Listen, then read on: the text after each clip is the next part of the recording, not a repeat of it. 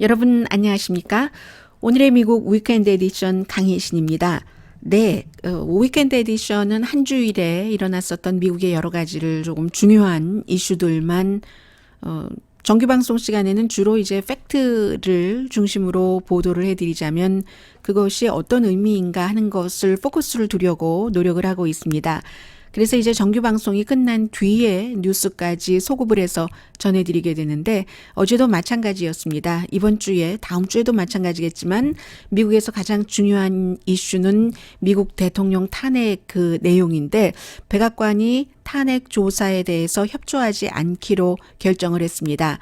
의회에서 협조해달라는 뭐 여러 가지 그 공문을 보냈고 그 공문에 대해서 백악관이 단 두 문장으로 답을 했는데 데드라인이 있는 그런 그 요청과 답변이었습니다.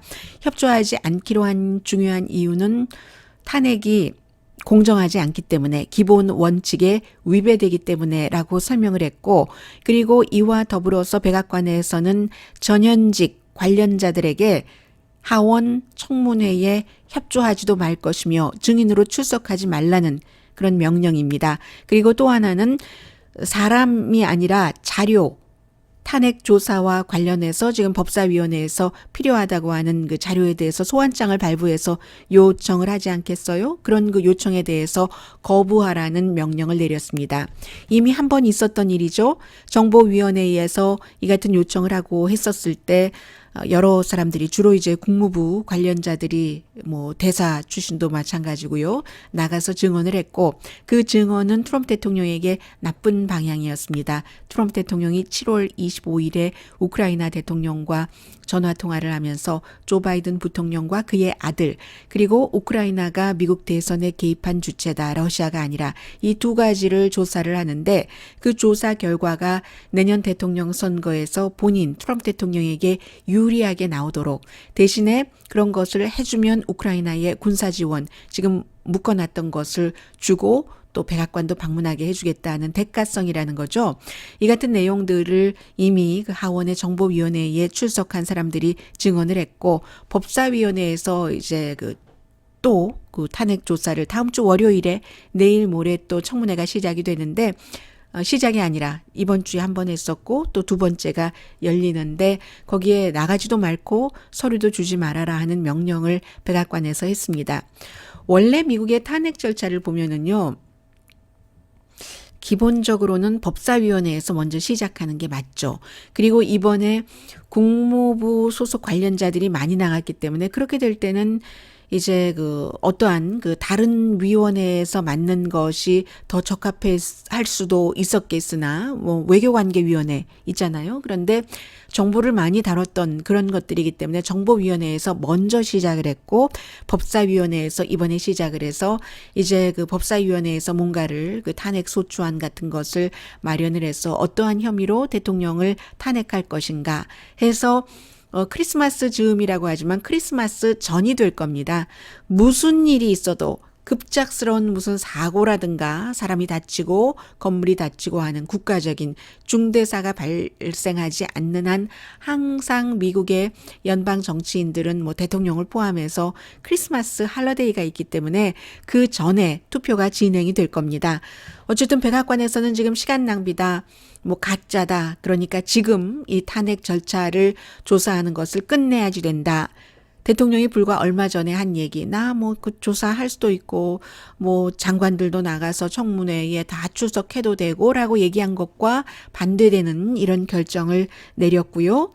그리고 또 하나는 글쎄요, 이 대통령이 왜 이런 말을 하는지는 잘 모르겠으나 미국 그 매체도 왜 그랬을까? 조금 생뚱맞네 하는 내용을 어제 오늘의 미국이 끝나고 또 한 가지를 대통령이 얘기를 했는데 뭐 대통령이 다루고 있는 이슈가 한두 가지가 아니잖아요. 그 가운데서 이제 EPA 그 환경청 뭐 관련 또 환경 관련 규제 같은 것에 대해서 얘기를 하는 과정에서 트럼프 대통령이 갑자기 이런 말을 한 겁니다. 뭐 화장실 그 물을 내리는데 뭐 어떤 사람들은 10번에서 15번이나 내리는 사람들이 있다. 물 낭비다 하면서 이런 것들을 연방 환경청이 아주 강하게 규제를 해야지 된다. 트럼프 대통령이 그런 말을 했고요. 그래서 그 녹음 자체도 전부 있습니다만 제가 말씀드린 그게 전부기 때문에 뭐 여러분들께 특별히 녹음을 들려드리지는 않겠습니다. 그런 일들도 있었고요. 물 낭비를 하면 안 된다는 얘기예요. 그러면서 또 지난번에 그 에너지 효율성에 대해서는 LED 그 전구라든가 이런 것을 아주 못마땅해 하면서 에너지 효율적인 전구가 내 얼굴을 오렌지 색깔로 보이게 한다 해서 비난했었던 적도 있고요. 그래서 사람들이 왜 갑자기 그 뭐 화장실 물 내리는 걸 10번, 15번을 얘기를 했을까? 라고 말하는데 아마 대통령이 그 오랜 동안 호텔업을 했기 때문에 그런 것을 늘 들어서 물을 낭비하는 사람들이 있다는 그게 이제 잠재의식 속에 있기 때문에 그런 말이 튀어나온 게 아닌가라고 짐작도 되고요. 그 전에는 물이 안 나오는 데도 많다. 그래서 오히려 물이 안 나오니까 오래 손을 씻어야지 되고 물 낭비다. 뭐 그런 얘기도 아무튼 했었습니다. 그래서 이제 뭐 이런저런 일들이 있었고요. 그리고 사실은 어제 정규 방송이 끝난 이후에 가장 지금 그 오늘의 미국 위크엔드 에디션을 듣고 계신 분들께는 핫한 아이템은 북한이 그 미국과의 어떠한 그 협상 같은 것을 하지 않을 것과 같은 발언을 했기 때문에 그 내용이 중요한데 그 내용은 제가 미국에서 보는 한국 시간에 전해드리겠고요. 그 같은 내용이 발표되고 나서 미국 사람들 반응이 굉장히 그 많던데요. 거봐라. 북한은 절대로 핵을 포기하지 않는다라는 사람들도 있었고 방법은 하나밖에 없어. 정권 교체야 라는 얘기도 나오고요. 그러면 뷰티풀한 레터는 어떻게 된 거지? 로맨스가 끝난 거야? 두 사람 사이에서? 트럼프 대통령 그렇게 훌륭한 협상가라고 얘기를 하더니 협상한 건 하나도 없네. 뭐 이런 얘기들도 있거든요. 그 부분은 미국에서 보는 한국 시간에 전해드리겠습니다. 해서 이제 앞으로 적어도 1월 달까지는 계속 여러분들께서 들으실 내용인데 뭐 결론은 나와 있는 것 같고요. 하원은 탄핵, 상원은 아닌 것 같은데 대통령이 파워를 이렇게 불법으로 사용을 하고 그것은 취임 선서를 위반한 것이고 더군다나 외국 정부까지 끌어들여서 이미 그 전에 있었던 일이 아니라 앞으로의 선거요. 2016년도의 그 선거 그 외국을 개입시키려고 했다 하는 그런 그 부분이요. 그래서 민주당이 낸시 펠로시 하원 의장이 이제 공식적으로 그 탄핵을 하겠다라고 얘기를 했지만 크게는 대통령을 탄핵한다고 얘기하는 민주당의 입장은 두 가지입니다. 첫 번째는 헌법에 위배되기 때문에 우리 의원들은 헌법을 수호해야지 될 의무가 있기 때문에 그리고 이제 두 번째는 스윙 보터, 그 스윙 스테이트에서 대통령 탄핵에 그렇게 열광적이지 않잖아요. 그런데도 이 일을 계속하는 이유는 선거에 알게 모르게 사람들을 조금씩 그 옷이 그 가랑비에 젖어 들어가게 해서 선거에서 민주당 후보가 이기도록 하기 위해서 낸시 펠로시 하원 의장으로서는 헬스케어 같은 것을 지키는 게 너무나 중대한 겁니다. 이 낸시 펠로시가 없었더라면 오바마의 오바마케어 그 헬스케어 안이 의회에서 그렇게 되고 또 지금 그로 인해서 혜택을 받는 사람이 나올 수가 없게 된 거거든요. 이 낸시 펠로시로서는 그것을 지키는 게 굉장히 중요하고 그러나 사람들이 피곤해질 수가 있고 이미 피곤해졌고 하니까 공화당에서건 민주당에서건 또 그 백악관에서건 가능한 한 이 내용을 빨리 지금 처리하려고 하고요. 그리고 이제 이번 주에 탄핵 청문회에 출석을 했었던 헌법학자 3명은 민주당이 불렀고 1명은 공화당이 불렀는데 뭐 하버드 법대부터 스탠포드, 뭐 조지 워싱턴 대학, 유니버시티 오브 노스캐롤라이나의 헌법학자들인데 3대 1이었습니다. 민주당이 부른 사람이 3명, 공화당이 부른 사람이 1명인데 민주당이 지금 다수당이니까요. 그런데도 어쨌든 그 오프닝 스테이트먼트 같은 것을 보면은 공화당이 부른 1명의 헌법학자가 다른 3사람 그 합친 것보다도 훨씬 길게 오프닝 스테이트먼트도 했기 때문에 어느 정도는 조금 균형이 길이에서는 맞았을 수도 있고요. 민주당이 부른 사람들은 결국은 이 얘기입니다. 우리가 이 같은 많은 일들을 한 그 트럼프 대통령을 지금 그 헌법에 위배되는 탄핵시키지 않으면 더 이상 미국은 민주주의에 살고 있는 것이 아니다라는 얘기였고요. 그리고는 이제 민주당이 부른 그런 헌법학자 가운데 한 사람은 사과한 게 있는데 이 내용 조금 뒤에 말씀드릴까요? 그리고 대통령이 그동안 올 여름에 했었던 얘기도 있고요. 나는 대통령이고 헌법에는 대통령으로서 대통령은 할 수 있는 모든 것을 할 수 있다라는 것을 트럼프 대통령이 얘기를 했습니다. 그 내용은 헌법에 대통령의 행정명령에 대한 권한을 보장한 것을 대통령은 그렇게 해석을 한 거죠. 대통령은 뭐든지 할 수 있다.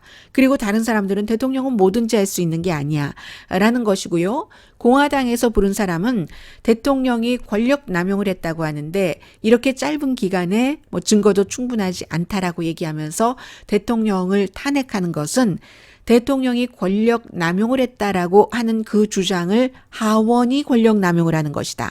하원으로서 이런 얘기를 아무튼 했고요. 그리고는 이 베론이라는 대통령의 그 아들, 13살 아들의 이름이잖아요. BARRON인데, 그런데 R이 하나면은 베론이면은 뭐 남작이라고도 하고, 뭐 로드라고도 하지만 귀족, 이 정도로 하면 좋겠습니다.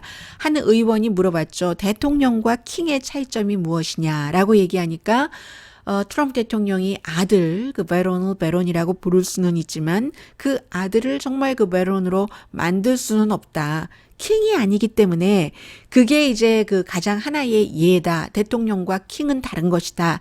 라고 설명을 하고는 굉장히 그 공화당 의원들로부터 비난을 많이 받았고 또 이 헌법학자가 스탠포드 대학교의 헌법학자입니다. 여성 헌법학자인데 사과를 했습니다. 대통령의 어린 아들을 예로 든 것은 적절하지 못했다 사과를 하면서 그러나 나는 그래도 이게 맞기는 맞는 말이다. 하지만 그 예로 든 대상이 잘못됐다.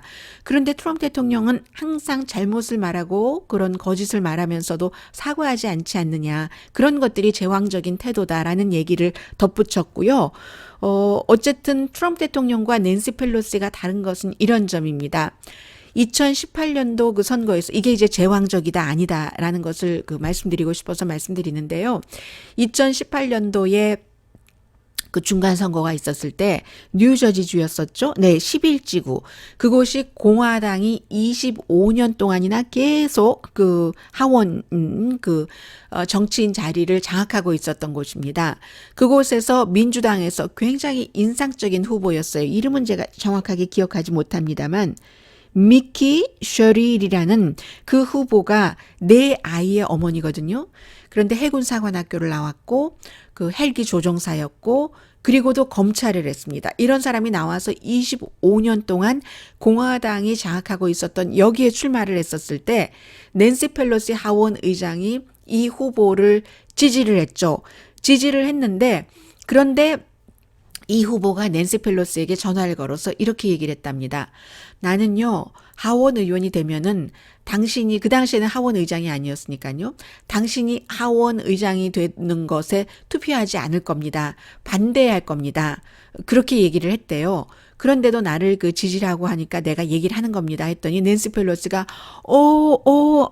미키 걱정하지 말아요. 미키 걱정하지 말고 이기기나 해요. 이기는 게 중요해요. 알겠어요? 이렇게 얘기를 했다는 거죠.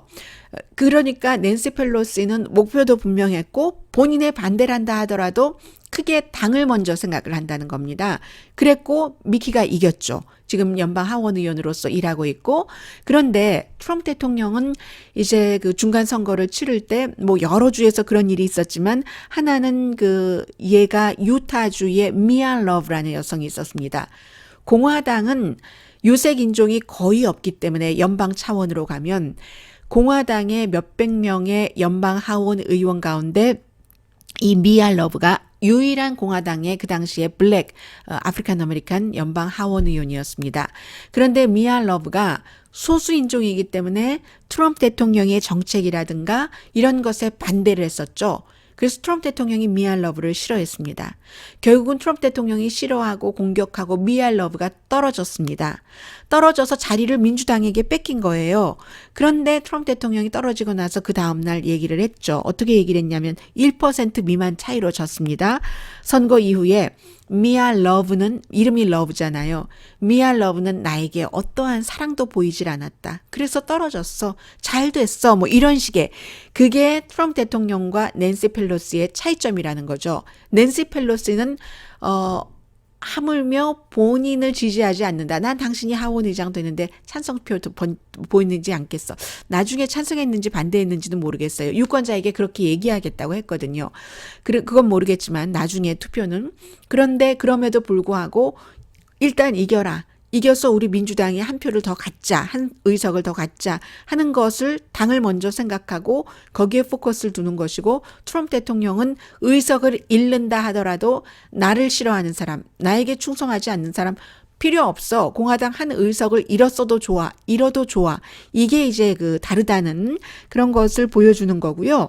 그리고 이제 또 하나는 제가 어제 여러분들께 방송을 하면서 약간 미흡하게 전해드린 부분이 있어서 그것은 조 바이든 그 후보에게 조금 그 부당하다, 공정하지 않다 싶어서 다시 말씀을 드립니다. 낸시 펠로시가 이제 우리는 그 탄핵에 들어갈 수밖에 없습니다. 대통령이 선택의 여지를 주지 않습니다. 라고 얘기한 뒤에 아주 그 보수적인 매체인 싱클레어의 기자가 당신 트럼프 대통령 미워하지 않아요? 미워하니까 지금 탄핵을 주도하는 거 아니에요? 이렇게 물어봤었을 때 낸시 펠로시가 나는 누구도 미워하지 않는다. 라고 얘기하면서 그 기자 앞에 다가가서 얘기를 하다가 다시 뒤로 돌아서 마이크 앞으로 가서 트럼프 대통령 그 이슈 자체는 나하고 마음에 들지 않지. 어린아이들을 가두고 부모와 떼어놓고 드리머들에 대해서 아무런 대책을 하지 않고 정말로 비겁하지. 뭐 이런 얘기를 하면서 그러나 그러한 것들은 우리가 선거에서 얘기를 할 거고 지금 탄핵을 하는 것은 헌법에 관한 문제다.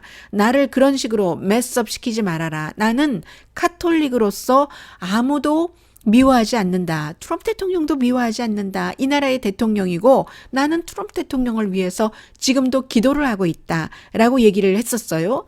그 부분을 팍스는 비난을 하지만 그 밖에 많은 매체는 뷰티풀한 장면이었다고 얘기를 합니다. 왜냐하면은 그 카톨릭뿐만이 아니라 뭐 개신교도 그렇잖아요.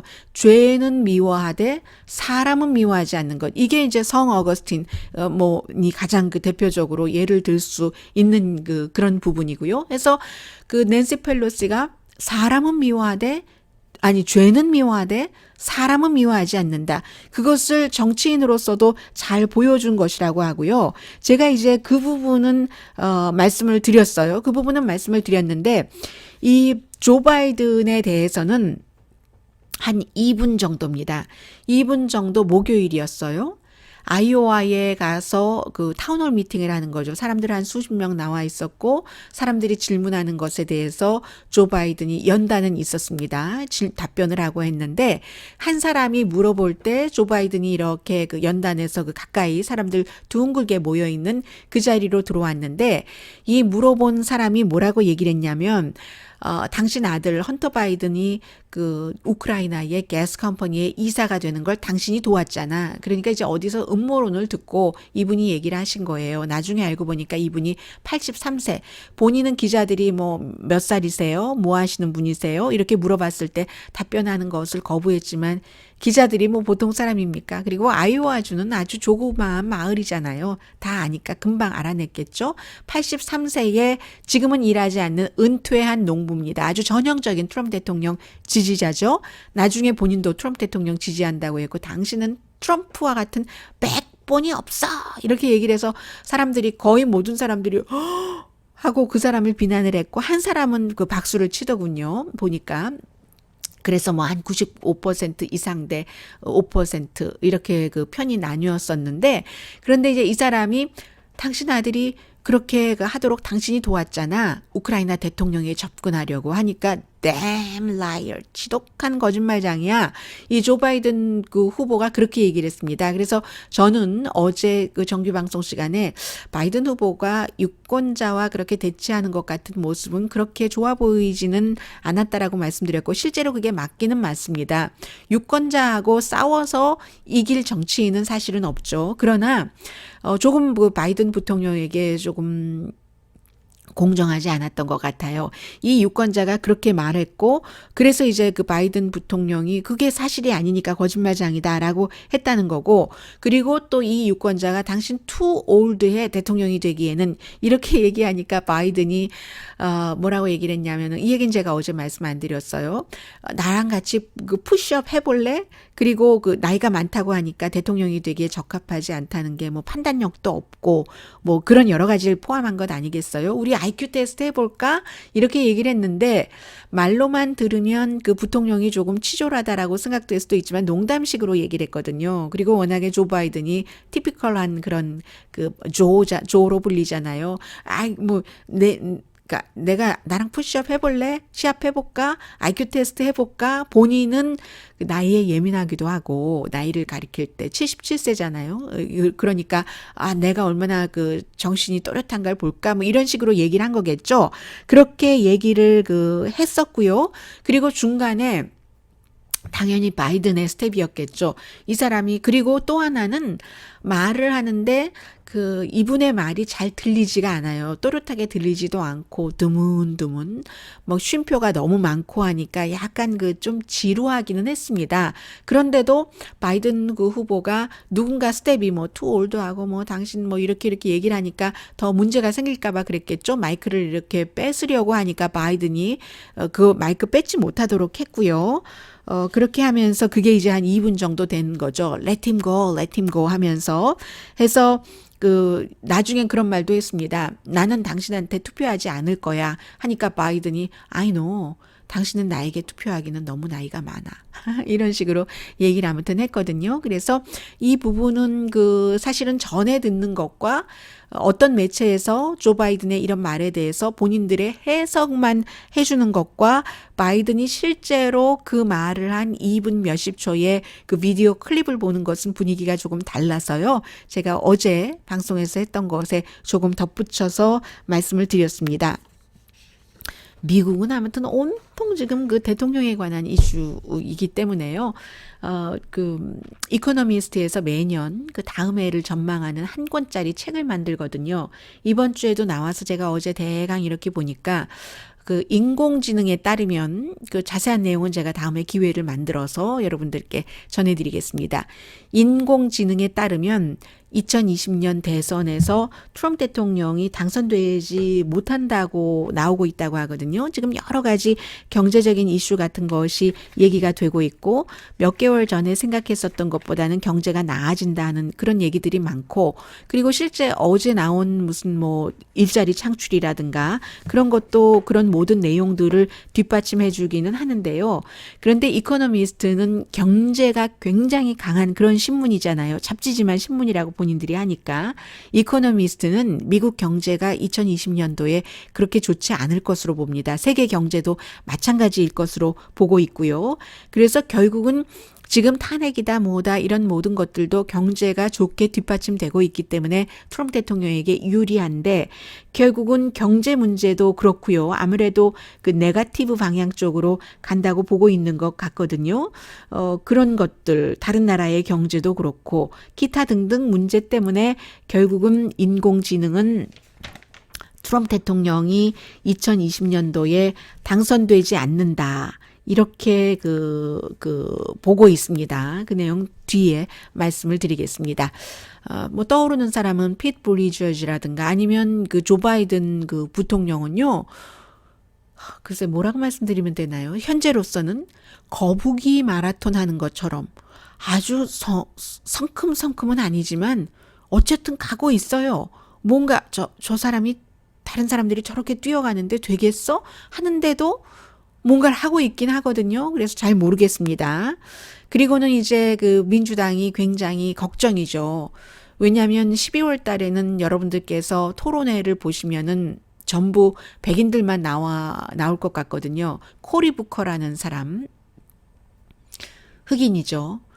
그리고 카스트로 전 장관 같은 경우도 지금 다음번에 후보 토론회에 나올 만큼의 지지율이 올라가지 않아서 못 나올 것 같고 전부 앞서가는 사람이 백인이기 때문에 그런 의미에서 카멜라 해리스라는 아버지가 자마이카, 엄마가 인도계, 아프리칸 아메리칸, 에이시안 아메리칸, 그리고 여자고 그런 사람이 이번 주에 그만둔다 했었을 때 그것 때문에 이제 민주당에서는 민주당의 이상적인 그림이 아니기 때문에 그래서 지금 그 걱정을 하는 거고요.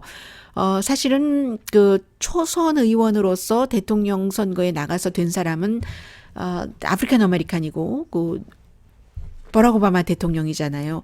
버락 오바마 대통령만큼 카멜라 해리스가 안 되는 거죠. 카멜라 해리스도 지금은 그 초선 연방 그 상원 의원인 것이고요. 그렇게 볼 때는 오바마라는 사람은 뭐 그 평생 살아가면서 보통 사람이 한 사람이 살아가면서 정치와 연관된다고 볼 때 한번 볼까 말까 하는 그 정도의 정치 탤런트죠. 오바마의 경우는 그렇기 때문에 그렇게 비교하기 힘든 것이고 그리고 이 그 3명의 오바마 행정부 관계자의 사람들이 핏 브리지지를 지지를 했습니다. 인디아나주 사우스밴드의 시장인 이 사람이 이제 37살밖에 안 됐기 때문에 내년 1월이 생일입니다. 1월에 38살이 되는데 이건 의미가 있죠. 물론 존 케리라는 이 그 트럼프 시대의 그 국무장관이 굉장히 지금 미국 외교가 약해지고 있으니까 조 바이든을 지지했다는 게 큰 그림은 됩니다만은 그 밖에 오바마 행정부의 3사람이 핏 브리저지를 지지했었다는 것은 이것은 더 큰 의미가 되고요. 그리고 그래서인지 미리 다 검증하고 가려고 그 뉴욕타임즈 같은 경우가 어제 여러분들께 미처 전해드리지 못했는데 사설에서 핏 브리저지가 아주 미국에서 유명한 컨설팅 회사에서 일을 했거든요. 그 컨설팅 회사에서 일했을 때 누구누구를 대변을 했는가 이런 것을 밝혀라라고 사설에서 주장을 했고 역시 뉴욕타임즈가 영향력이 있으니까 핏 브리저지가 그 회사 본인이 일했던 그런 컨설팅 뭐 미국에서 제일 유명한 회사입니다. 그 회사에 나는 개인적으로 회사와 내가 회사를 떠나도 내가 어떤 사람들을 대변해서 일을 했는지 회사와 사람들을 밝히면 안 되게 돼 있으니까 회사가 밝혀라. 회사도 사실은 그 클라이언트와 어떤 계약이 있긴 하지만 이것은 특별한 그 관련이니까 그 회사도 그렇게 공개를 본 적이 한 번도 없겠죠. 그 회사에서 일하면서 대통령 후보로 나간 사람이 없으니까. 핏 브리저지가 그렇게 회사에서 내가 누구를 대변을 해서 일을 했었던가를 밝히고 나면은 그 뒤엔 일은 내가 하겠다라고 딱 그 얘기를 했습니다. 그래서 굉장히 아마 핏 브리저지가 떠오를 것 같고요. 지켜봐야지 될 만한 그런 사람이 될 것 같습니다. 그리고 이제 이번 주에 중요했었던 이 부분은 미국의 그림을 보여주는 건데 그 미국에서 그 어느 나라나 다 그 사회 안전망이 있잖아요. 한국도 그렇고 나름대로 미국이라는 나라는 돈이 제일 많은 나라입니다. 사실은 미국의 슈퍼부자가 유럽의 슈퍼부자보다 훨씬 부자잖아요. 여러 가지 세금 체계 같은 그런 등등의 이유 때문에. 그런데 그렇게 많은 부자들이 아주 손톱만큼만 떼어줘도 미국 사람들이 굶어 죽는 사람이 없을 겁니다. 그런데 이제 이런 것들이 이미 시스템상으로 벌어지고 있고 그러니까 국가가 세계 최강대국이라는 그런 그 거대한 그 이미지 속에 들어가 있기 때문에 그 사람들이 일을 안 하거나 마약에 중독됐거나 어떠한 이유가 있다 하더라도 생명체가 먹어야지 되니까 그런 사회 안전망으로 푸드 시스템이라는 게 있습니다. 스냅이라고 약자로 표현하고 있는데 Supplemental Nutrition Assistant 프로그램이죠. 그래서 그렇게 부르고 있는데 이게 이제 미국의 그림인 거죠. 공화당과 민주당이 다릅니다. 그래서 공화당은 이걸 어떻게 하면 줄여보고 없애보는가 열심히 노력을 했지만 의회에서 못했습니다. 트럼프 대통령도 없애보려고 했는데도 안 되니까 결국은 대통령이 행정명령으로 이걸 줄여보려고 하는 게 이번에 결론은 이거예요. 결국은 이 푸드 스탬프를 받기를 어렵게 한다. 연방정부에서 도움을 주는 거지만 주정부가 또 예외를 둬서 이제 어떠한 기준보다 조금 못 미친다 하더라도 실업률이 높다던가 이런 곳에서는 푸드 스탬프를 더 쉽게 더 오래 받을 수 있도록 하는데 그 기준을 확 올려서 지금 한 4,400만 명 정도가 먹을 수 있는 그 음식, 꼭 음식만을 사 먹을 수 있도록 한 거거든요. 그런 것들을 술도 안 되고 당연히 담배도 안 되고요. 그런 형태로 주정부가 조금 그 권한을 가질 수 있는 것을 권한을 없애버리도록 하는데 4,400만 명, 미국 인구가 3,200만 명에서 3,400만 명 사이인데 4,400만 명이면 아주 그 많은 겁니다. 그런 사람들 가운데서 한 70만 명 정도, 68만 명에서 70만 명 정도는 기준을 강화했기 때문에 푸드 스탬프 혜택을 받을 수 없도록 했다. 이건 결국은 큰 그림으로 보면은 내가 푸드 스탬프를 받는 사람이 아니라 할지라도, 사회 안전망을 줄이려고 하는구나. 공화당 행정부에서는. 그런 것을 그게 가장 중요한 문제고요. 읽으면 되는 것이고요.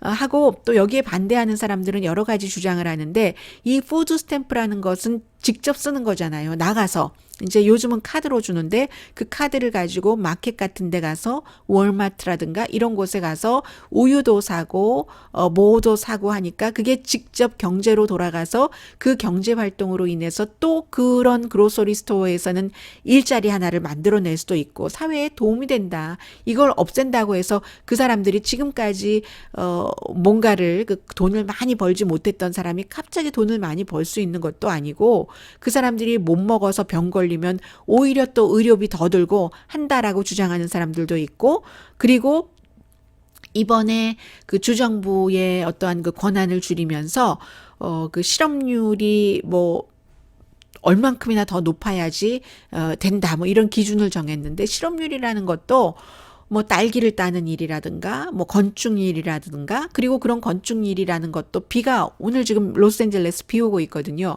비가 오면 나가서 할 수 없는 거잖아요. 그런데 기준을 정해놓으면 애매하다 이겁니다. 주에 따라 다르고 도시에 따라 다르고 해서 이것은 절대로 좋은 게 아니다라는 비난도 있고요. 그런데 말씀드린 것처럼 기본적인 것은 우리는 민주주의, 자본주의이기 때문에 뭐 열심히 일해서 돈 많이 버는 사람은 많이 벌고 못 벌어서 굶는 사람은 굶어야지. 이런 형태의 말과 어떤 형태로 그 사람이 못 벌고 안 번다 하더라도 돈이 어차피 어떤 형태로든 있으니까 먹게는 해줘야지 된다. 이 두 가지의 이념이 상충하는 것. 그게 이제 공화당과 민주당의 차이다라는 점에서 보시면 좋겠고요.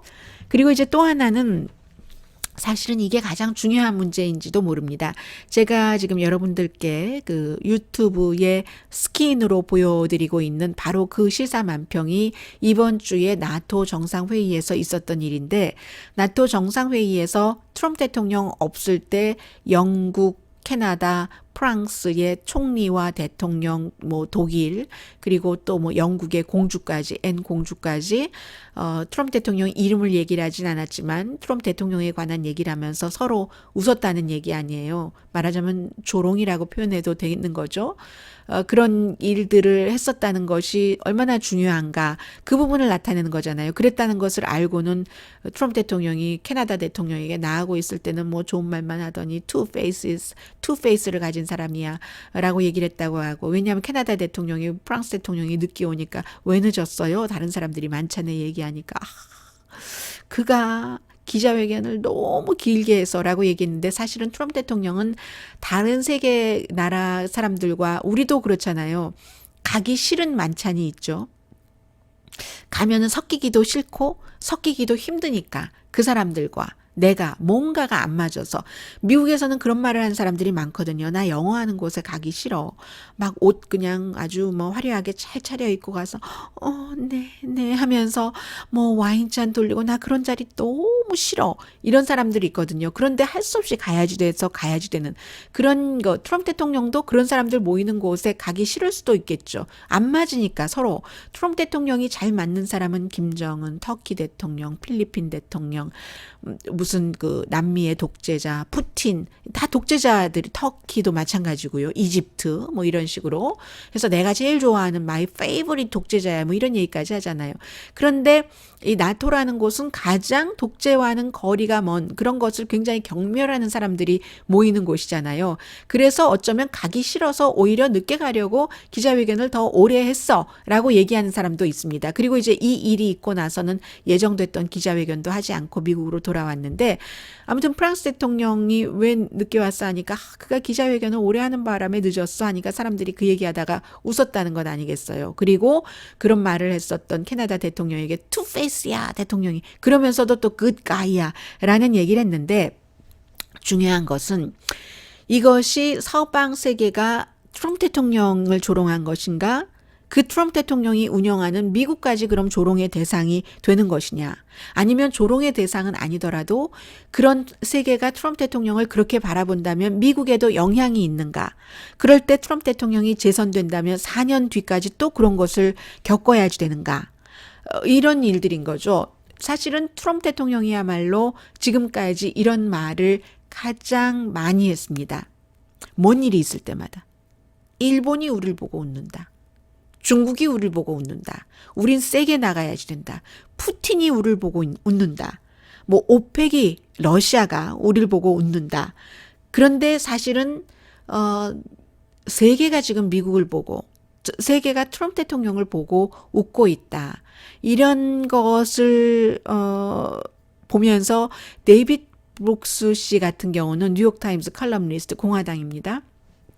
그 사람 같은 경우는 지금까지 세계가 트럼프 대통령을 보고 웃는다라고 얘기를 했을 때 본인도 짐작은 했지만 꼭 그럴까라고 했었던 것을 증거로 봤다는 거죠. 비디오로. 저도 보고 데이빗 브룩스도 보고 다른 나라 지도자들이 그렇게 말하는 것을 캐나다의 그 TV 방송국이 다 잡아서 그것을 보도를 했기 때문에 우리가 봤잖아요. 트럼프 대통령 없는 데서 트럼프 대통령을 좋게 존중하는 말을 한 건 아니잖아요. 조롱하는 것을 봤기 때문에 그런데 그걸 사람을 미워하고 조롱했다기보다는 트럼프 대통령의 에고이즘이라고 할까요? 아니면 그 자기 위주라고 할까요? 그런 것을 조롱을 한 것이죠. 그것을 미국 사람들도 본 것이고 그런데 이 똑같은 것도 다르게 보는 겁니다. 트럼프 대통령을 지지하는 사람들은 극간 너무 엘리트라고 서로들 주장하고 있는 그런 그 위선자들하고 트럼프 대통령은 원래 안 맞는 사람이야. 트럼프 대통령이 뭐 지들 그렇게 말하라지? 라고 얘기를 하거든요. 박스 같은 데를 보면 그런 형태거든요. 그런데 그러면 그 트럼프 대통령이 더 위대한, 더 그러한 정치적인 위선이 없는 사람들과 어울리느냐? 그게 아니잖아요. 문제는 독재자들과 잘 어울리고 독재자들을 칭찬하고 좋아하고 한다는 데 있다는 그런 점을 말씀을 드리는 것이고요. 분명한 것은 지금 트럼프 대통령이 들어오고 나서 미국과 세계와의 관계가 좋지 않아졌다는 것. 그래서 미국에 해가 된다는 것. 국무부에서 지금 미국의 외교 정책은 어느 나라나 마찬가지죠. 어떻게 보면 외교 정책이라는 것은 외교 관계인 거죠. 트럼프 대통령의 그 말도 영 틀리지는 않습니다. 나와 다른 나라 사람들과의 다른 나라 지도자와의 관계가 외교 관계에 도움이 된다. 도움이 됩니다.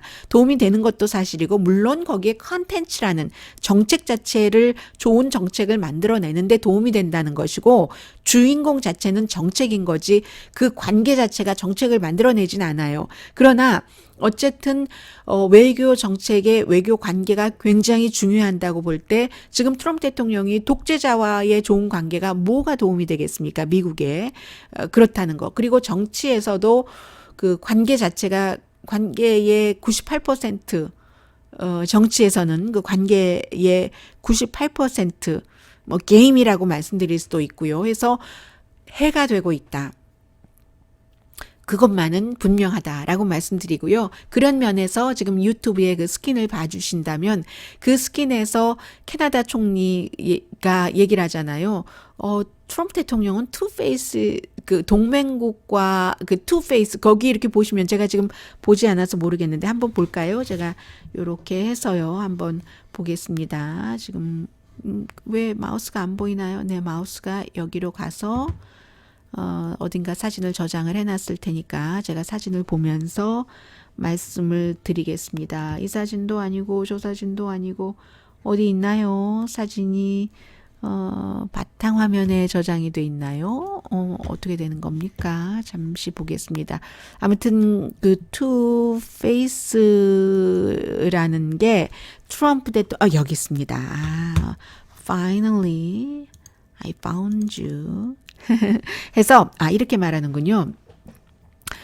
그 동맹국에는 나쁜 얼굴을 보여주는, 그냥 사진을 보시면 좋겠어요. US라고 딱 그 트럼프 대통령이 두 얼굴인데, 동맹국에는 아주 그냥 험상궂은 얼굴을 보여주고 있고요. 캐나다, 프랑스, 영국, 그리고 그 다른 얼굴을 가지고는 러시아라는 푸틴 얼굴을 이렇게 핥아주고 있네요.